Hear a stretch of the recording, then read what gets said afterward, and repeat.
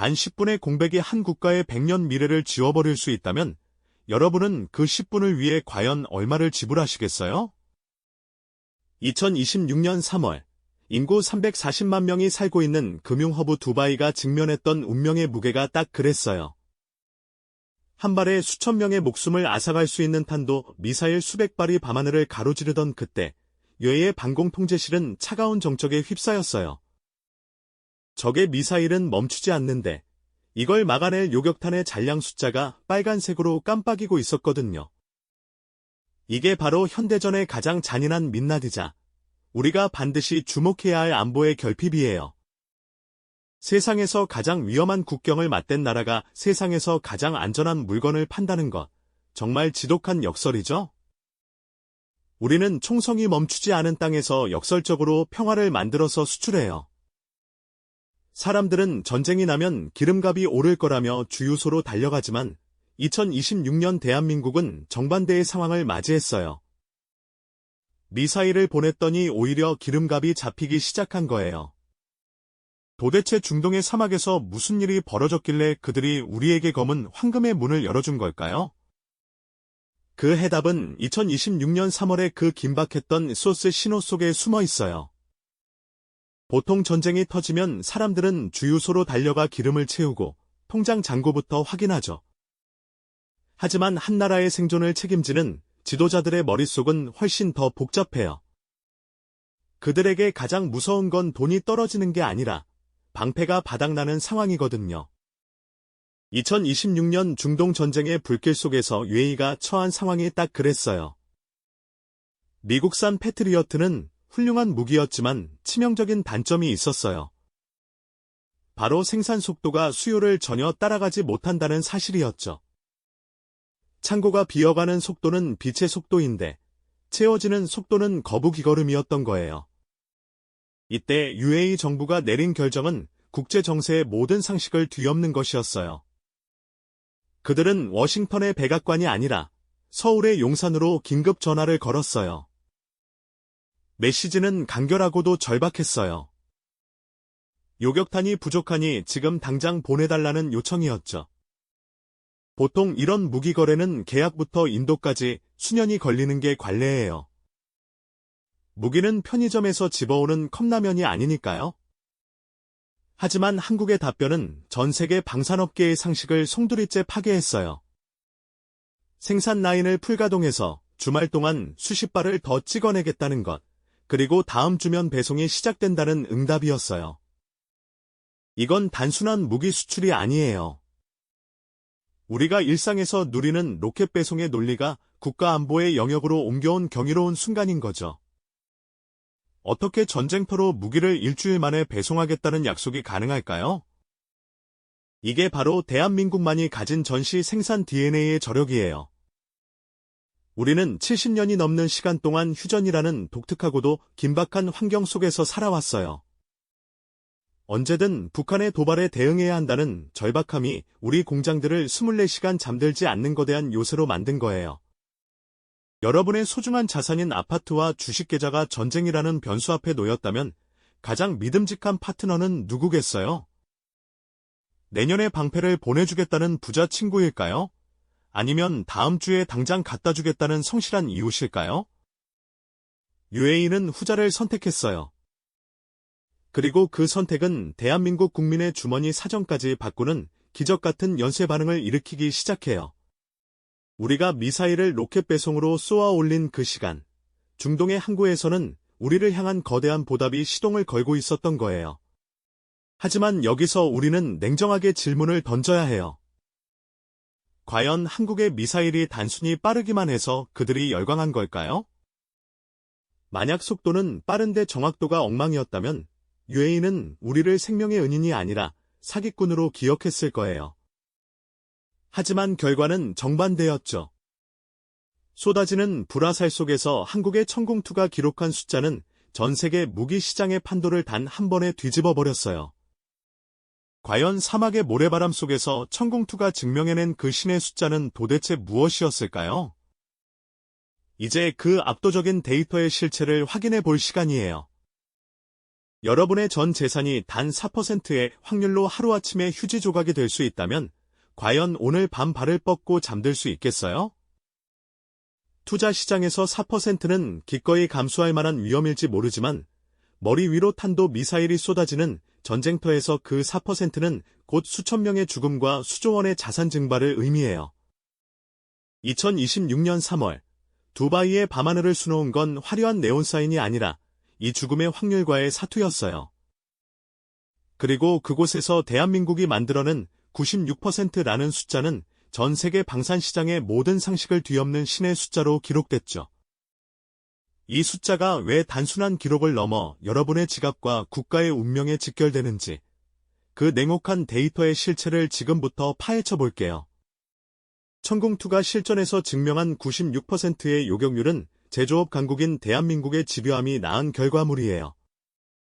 이걸 쉽게 설명하면 삼성전자가 반도체 수요를 극한으로 끌어올려서 불량품 없는 완벽한 제품을 찍어내는 것과 비슷해요. 적의 미사일이 날아올 때 우리 방패에 불량이 있다는 건 상상조차 할 수 없는 일이거든요. 천궁2는 한 장소에서 360도 전방위를 동시에 감시하는 다기능 레이더를 탑재하고 있어요. 눈이 수천 개인 거대 괴물이 하늘을 훑으며 수십 개의 표적을 동시에 추적하는 셈이죠. 이건 자율주행차가 사방의 장애물을 단 0.1초 만에 파악해서 사고를 피하는 원리보다 훨씬 더 정교하고 치밀하게 작동해요. 특히 눈여겨볼 기술은 콜드런치 방식이에요. 보통 미사일은 발사대 안에서 화염을 내뿜으며 튀어나가지만 천궁2는 가스 압력으로 미사일을 공중으로 툭 던져 올린 뒤에 허공에서 엔진을 켜요. 이건 마치 로켓 배송기사가 물건을 손상 없이 전달하려고 가장 안전한 완충제를 사용하는 것과 같은 이치예요. 발사대는 화염으로부터 보호되고 미사일은 공중에서 즉각적으로 방향을 꺾어 적의 멱살을 잡으러 달려가죠. 마하 5의 속도로 날아가는 미사일을 요격고도 15km에서 정확히 타격하는 이 정밀함은 시속 300km로 달리는 열차에서 던진 바늘귀에 실을 꿰는 것보다 훨씬 어려운 작업이에요. 실제 전황 데이터를 보면 정말 소름이 돋을 정도예요. 이란이 발사한 탄도 미사일 174발 중 161발이 공중에서 분해됐어요. 자폭 드론 689기 중 645기가 격추됐죠. UAE의 전체 방어율은 90%를 넘겼고 그 방어막의 핵심 심장부가 바로 한국의 천궁2였어요. 요격에 실패한 나머지 4%는 도심 외곽 황무지에 떨어졌거나 다른 방어 체계가 보조적으로 처리했어요. 만약 이 요격률이 50% 수준이었다면 어땠을까요? 두바이 도심에 단 10발의 미사일만 떨어졌어도 세계 금융시장은 패닉에 빠졌을 거고 여러분이 가입한 해외 펀드와 연금 자산은 하룻밤 사이에 반토막이 났을 거예요. 천궁2는 단순한 무기가 아니라 글로벌 경제의 핏줄을 지키는 보이지 않는 손이었던 셈이죠. 많은 분이 방산을 단순히 총과 칼을 파는 비즈니스로 오해하곤 해요. 하지만 현대의 방산은 고도의 소프트웨어와 정밀 제조가 결합한 신뢰 산업이에요. 비싼 미사일을 쏘고도 표적을 놓치는 건 비싼 원재료를 투입하고도 쓰레기를 만들어내는 망해가는 공장과 다를 바 없거든요. 한국 방산은 이 요격 불량률을 최소화하려고 수십 년간 분단의 현장에서 데이터를 쌓아왔어요. 우리가 겪은 70년의 긴장이 역설적으로 세계에서 가장 믿음직한 안보 자산을 만들어낸 거예요. UAE가 수조 원의 돈을 아끼지 않고 한국을 선택한 이유는 바로 이 신뢰의 데이터가 가져다주는 경제적 안도감 때문이었어요. 하지만 여러분, 완벽한 방패가 있다고 해서 모든 걱정이 사라지는 건 아니에요. 아무리 성능이 좋아도 방패를 들 힘이 빠지거나 막아낼 방패 자체가 부족해지면 그 국가는 무너져요. 96%의 성공에 환호하던 UAE 지휘부가 승전보 직후에 다시 깊은 한숨을 내쉰 이유가 바로 여기에 있어요. 적은 끊임없이 미사일을 쏟아붓는데 우리의 완벽한 방패는 한 번 쓰면 사라지는 소모품이었기 때문이죠. 성능의 증명 뒤에 찾아온 더 잔인한 현실. 그건 바로 무기가 바닥나기 시작했다는 공포였어요. 전 세계 그 어떤 강대국도 해결하지 못한 이 창고의 비명을 한국은 어떻게 침묵시켰을까요? 이제 성능을 넘어 생산의 영역에서 벌어진 기적 같은 반전, 그 숨막히는 물량의 전쟁 속으로 들어가 볼게요. 3년 뒤에나 받을 수 있는 한정판 슈퍼카를 계약했는데 당장 내일 출근길에 차가 필요한 상황이라면 기분이 어떨까요? 아마 돈이 아무리 많아도 해결되지 않는 그 막막함에 밤잠을 설칠 거예요. 그런데 2026년 중동 전쟁의 한복판에서 국가의 명운을 쥐고 있는 국방장관들이 느꼈던 감정이 정확히 이랬어요. 통장에는 수조 원의 오일머니가 쌓여 있는데 당장 머리 위로 떨어지는 미사일을 막아줄 방패를 구할 길이 없었던 거죠. 이게 바로 현대 전쟁이 감추고 있던 가장 치명적인 함정, 바로 공급망의 질식이라는 현상이에요. 전쟁을 흔히 첨단 기술의 경연장이라고 부르죠. 하지만 경제학자의 눈으로 본 전쟁은 본질적으로 재고관리의 싸움이에요. 여기서 무서운 용어가 하나 등장해요. 방산업계에서 통용되는 이른바 소모제의 저주라는 건데요. 전투기나 전차는 파손되어도 부품을 갈아 끼우고 기름을 치면 다시 전선으로 나갈 수 있어요. 하지만 요격 미사일은 달라요. 적의 공격을 막기 위해 발사되는 순간 수십억 원짜리 정밀 기계는 하늘에서 산산조각이 나며 소멸해요. 재사용도, 수리도 불가능한 완벽한 일회용품인 거죠. 전쟁이 길어질수록 방공망 창고의 재고는 돌이킬 수 없이 줄어들어요. 문제는 여기서 발생해요. 창고가 비어가는 속도는 분 단위인데 이걸 다시 채우는 생산 속도는 연 단위라는 사실이에요. 구체적인 숫자로 이 격차를 한번 체감해 보세요. 세계 최대의 방산 기업이자 패트리어트 미사일의 제작사인 미국의 로키드 마틴을 예로 들어볼게요. 이들이 1년 동안 찍어낼 수 있는 미사일 물량은 약 500발 수준이에요. 365일 쉬지 않고 공장을 돌려도 하루에 고작 1.4발을 만드는 꼴이죠. 그런데 실제 전쟁터는 어떤가요? 이란이나 러시아 같은 국가들이 단 하루에 쏟아붓는 미사일과 드론의 양만 해도 수백 기에 달해요. 1년치 생산량을 단 며칠 만에 허공에 날려버리는 셈이에요. 여러분의 지갑에서 돈이 나가는 속도는 시속 100km인데 월급이 들어오는 속도는 거북이 기어가는 수준이라면 그 가게가 버틸 수 있겠어요?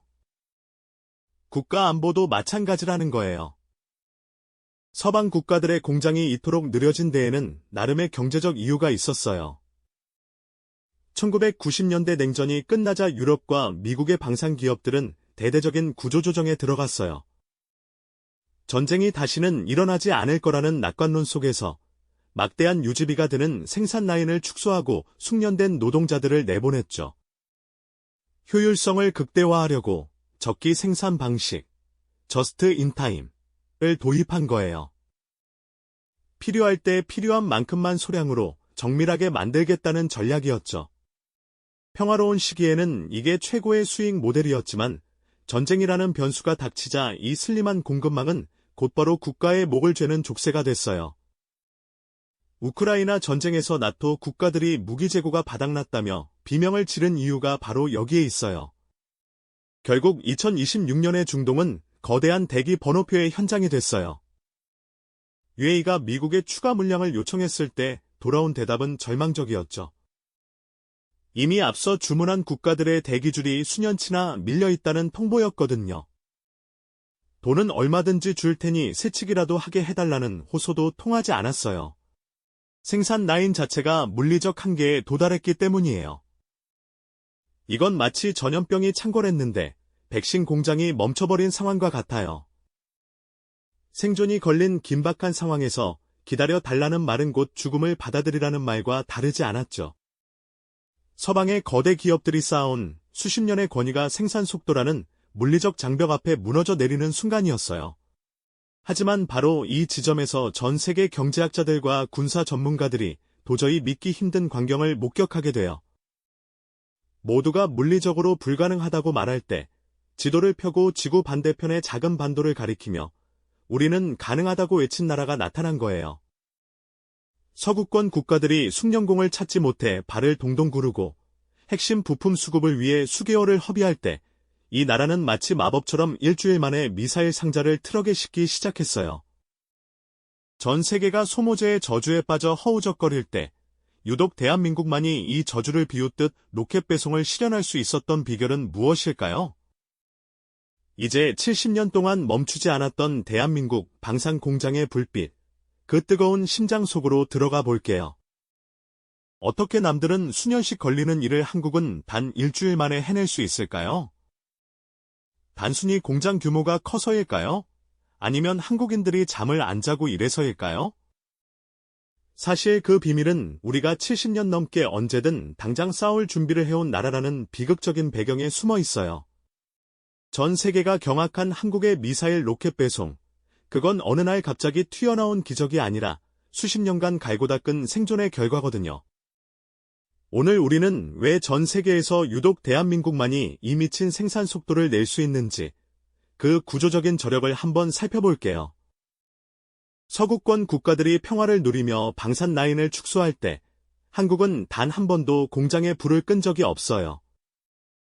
1990년대 냉전이 끝나자 미국과 유럽은 군비를 줄이고 공장을 폐쇄했지만 우리는 그럴 수 없었죠.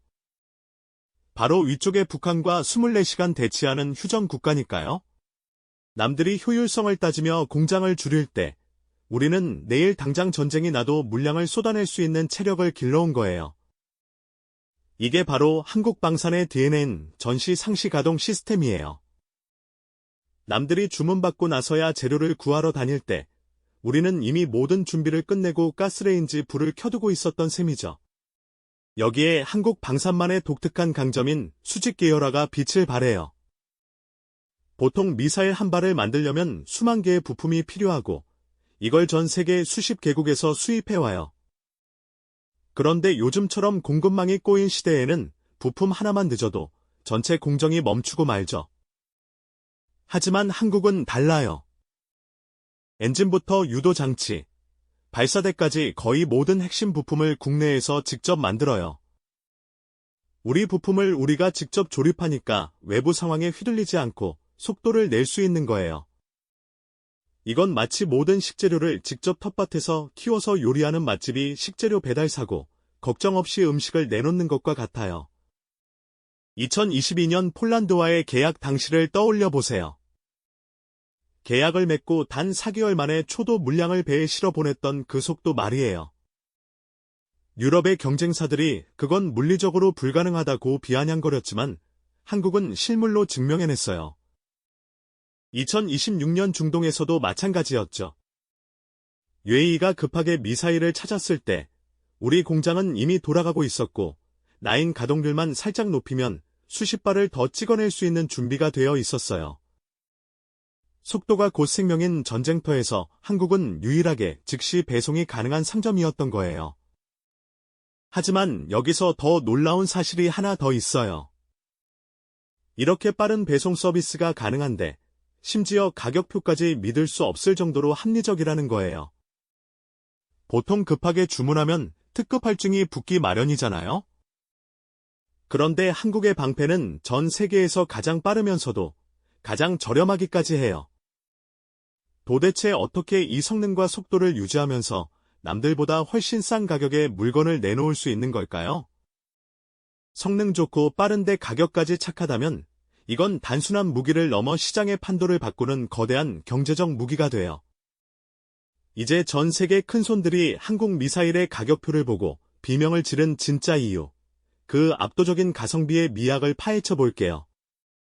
여러분은 똑같은 생명을 구하는데 누군가는 53억 원을 쓰고 누군가는 15억 원을 쓴다면 그 차이가 어디에서 온다고 생각하세요? 만약 여러분이 전 재산을 지키기 위해 보험을 드는데 혜택은 똑같으면서 보험료가 3분의 1인 상품이 있다면 고민할 필요가 있을까요? 2026년 중동의 하늘 아래에서 벌어진 일은 바로 이 생존의 가성비가 국가의 운명을 어떻게 바꾸는지 보여준 완벽한 사례예요.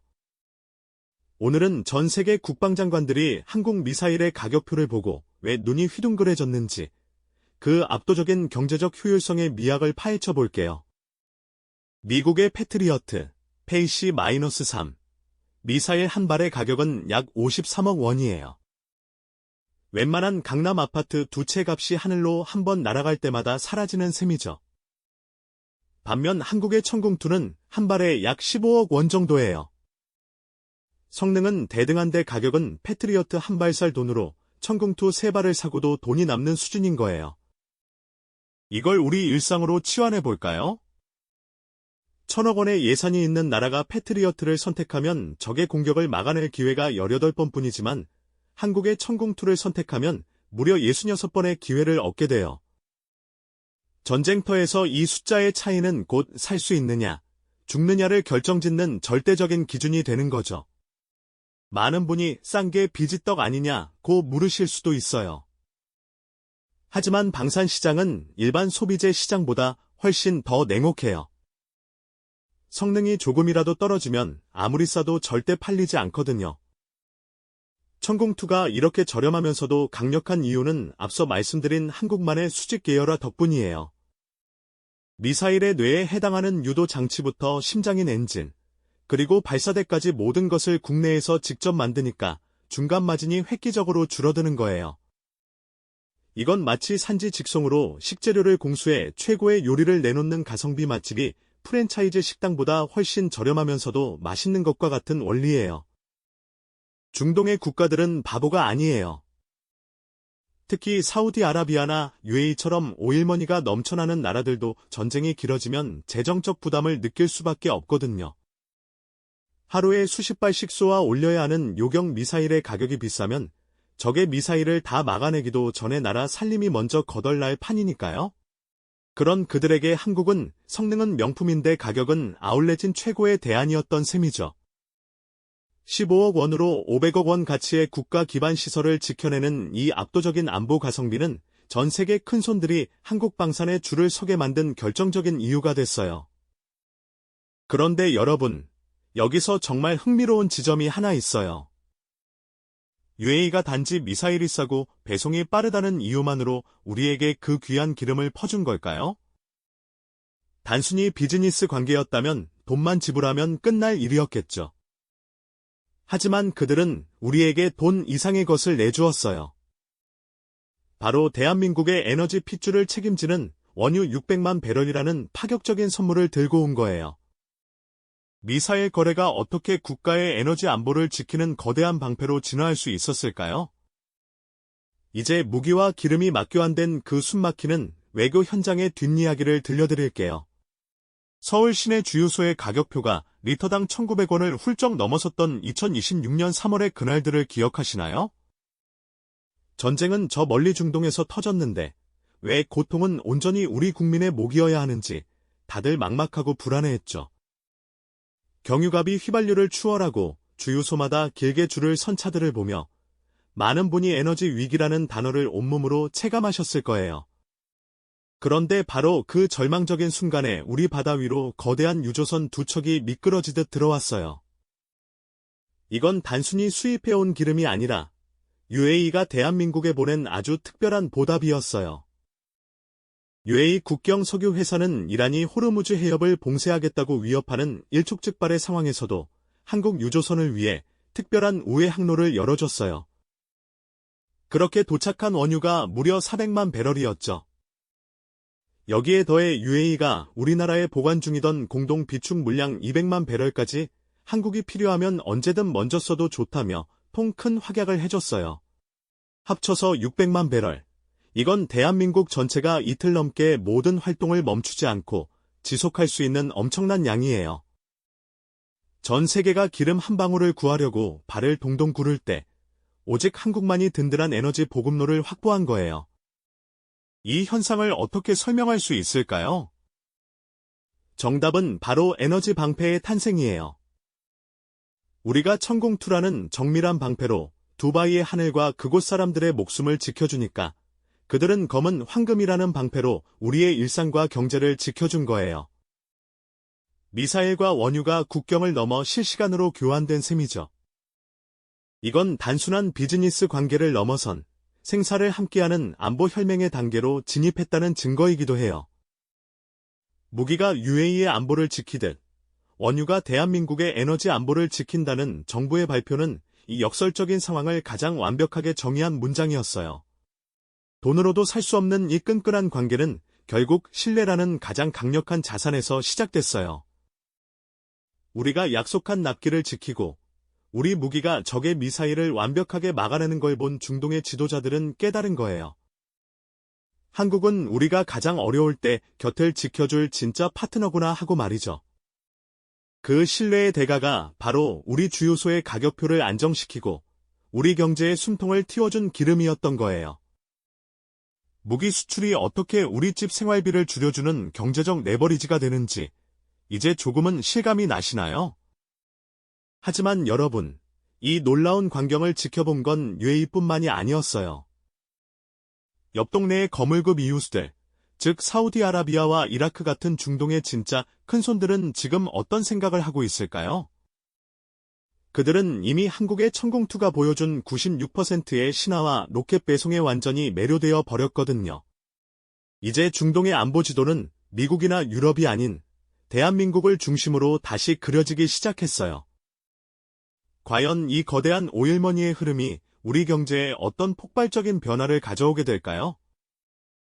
중동의 모든 왕족이 한국의 번호를 저장하게 만든 그 결정적인 이유를 이제 확인해 볼 시간이에요. 지금 중동의 진짜 큰손들은 어떤 생각을 하고 있을까요? 사실 사우디아라비아와 이라크는 이미 한국과 대규모 계약을 맺은 상태였어요. 사우디가 10개 포대, 이라크가 8개 포대를 주문했는데 그 금액만 합쳐도 12조 원이 훌쩍 넘는 어마어마한 규모죠. 그런데 이번 UAE의 실전 성공을 보면서 이들의 확신은 이제 확신을 넘어 일종의 안도감으로 바뀌었어요. 카탈로그에 적힌 화려한 수치보다 내 눈앞에서 적의 미사일을 산산조각 내는 96%의 생중계 화면이 수천 배는 더 강력하니까요. 중동의 왕족들에게 천공투는 이제 단순한 무기가 아니라 자신들의 나라를 지켜줄 세상에서 가장 확실한 파이프 안보 티켓이 된 거예요. 오랫동안 중동의 하늘을 지배해온 건 미국과 유럽의 이름들이었어요. 패트리어트나 타이푼 같은 이름들이 그 자리를 지켜왔죠. 하지만 이번 전쟁은 그 판도를 완전히 뒤집어 버렸어요. 미국제 무기는 너무 비싸고 주문해도 수년을 기다려야 하지만 한국은 싸고 빠르면서도 실전 성능까지 완벽하게 증명해냈으니까요. 이제 중동의 국방장관들 사이에서 한국은 가장 먼저 전화하고 싶은 나라 1순위로 올라섰어요. 덕분에 우리나라는 중동이라는 거대한 에너지, 거점과 끊을래야 끊을 수 없는 전략적 파트너가 됐죠. 이건 단순히 미사일을 몇 발 더 파는 비즈니스가 아니라 국가의 운명을 좌우할 거대한 지정학적 레버리지를 쥐게 된 셈이에요. 이 흐름은 천공투에서 멈추지 않아요. 요격 미사일로 시작된 신뢰는 이제 K2 전차, K9 자주포, 그리고 우리가 직접 만든 KF-21 전투기로 번져가고 있어요. 한국 무기를 써본 나라들이 역시 한국제는 다르다며 앞다투어 후속 모델을 찾는 선순환 구조가 만들어진 거죠. 중동의 오일머니가 한국의 방산 기술과 결합하면서 우리나라는 이제 전 세계가 함부로 건드릴 수 없는 제조업의 요새이자 안보의 허브로 거듭나고 있어요. 이건 우리 자녀들이 살아갈 미래의 대한민국이 더 이상 주변 강대국들의 눈치만 보지 않아도 된다는 아주 중요한 신호이기도 해요. 하지만 여기서 우리는 한 번 더 깊게 생각해 봐야 해요. 우리가 이렇게 무기를 팔고 큰돈을 버는 게 단순히 부자가 되기 위해서일까요? 아니면 이 거대한 흐름 뒤에 숨겨진 더 근본적인 목적이 있는 걸까요? 70년 전 소총 한 자루 없어서 빌려 써야 했던 나라가 이제는 남의 나라 하늘을 지켜주고 그 보답으로 기름을 받아오는 이 기적 같은 드라마의 진짜 주인공은 과연 누구일까요? 이제 이 긴 여정의 마지막 장에서 우리가 무기를 만드는 진짜 이유와 그 속에 담긴 뜨거운 진심을 함께 나누어 보려고 해요. 70년 전, 이 땅에 남겨진 건 빌려온 낡은 소총과 폐허뿐이었어요. 자국산 소총 한 자루 없어서 남의 나라 눈치를 보던 나라가 이제는 세계에서 가장 부유한 나라들의 하늘을 지켜주고 그 보답으로 우리 경제의 생명줄인 기름을 받아오고 있어요. 이 영화 같은 반전의 진짜 주인공은 과연 누구일까요? 많은 분이 대기업이나 첨단 기술을 떠올리시겠지만 사실 이 기적을 만든 건 지난 70년 동안 단 한 번도 공장에 불을 끄지 않았던 우리의 집요함이에요. 우리는 전쟁이 끝나지 않은 땅에서 매일 아침 출근을 하고 아이를 학교에 보내요. 그 평범한 일상을 지키기 위해 공장에서는 24시간 미사일을 깎고 장갑차를 조립해왔죠. 누군가에게 분단은 피하고 싶은 비극이었지만 우리는 그 비극을 견디며 세계 최고 수준의 제조 체력을 길러온 거예요. 결국 2026년 중동의 사막 위에서 빛난 건 단순히 한국의 기술력이 아니라 내 가족은 내 손으로 지키겠다는 그 처절하고도 뜨거운 진심이었던 셈이에요. K방산이 파는 건 단순히 쇠붙이나 화약이 아니에요. 그들이 파는 건 바로 시간이에요. 적의 미사일이 날아올 때 아이들이 대피소로 뛰어갈 수 있는 시간, 그리고 가장 절박한 순간에 일주일 만에 방패를 손에 쥐어주는 신뢰의 시간을 파는 거죠. 우리가 미사일을 로켓 배송할 수 있었던 이유도 누군가의 소중한 시간을 1초라도 더 벌어주고 싶다는 그 간절함이 시스템으로 굳어진 결과물이에요. 그 진심이 통했기에 중동의 큰손들도 기꺼이 우리에게 기름을 퍼주며 고마움을 전한 거고요. 결국 방사는 우리 모두의 지갑과도 연결되어 있어요. 우리가 만든 미사일이 타국의 평화를 지킬 때 그 보답으로 들어온 원유가 우리 주유소의 가격표를 낮추고 우리 공장의 기계를 돌려요. 안보가 튼튼해지면 경제가 살아나고 경제가 살아나면 우리의 일상이 더 안전해지는 이 멋진 선순환이 지금 현실로 벌어지고 있는 거예요. 우리가 무기를 만드는 진짜 목적은 누군가를 공격하기 위해서가 아니라 소중한 것들을 끝까지 지켜내기 위해서라는 걸 꼭 기억해 주셨으면 해요. 긴 시간 동안 K방산과 중동의 드라마틱한 이야기를 함께 해주셔서 고마워요. 오늘 이야기가 여러분의 세상을 보는 눈을 조금 더 넓혀드렸다면 좋겠어요. 2026년, 대한민국은 이제 무기만 파는 나라가 아니라 신뢰와 평화를 수출하는 나라로 거듭나고 있어요. 이 거대한 여정에 여러분도 함께 자부심을 느껴보시는 건 어떨까요? 오늘 내용이 유익하셨다면 구독과 좋아요로 응원해주세요.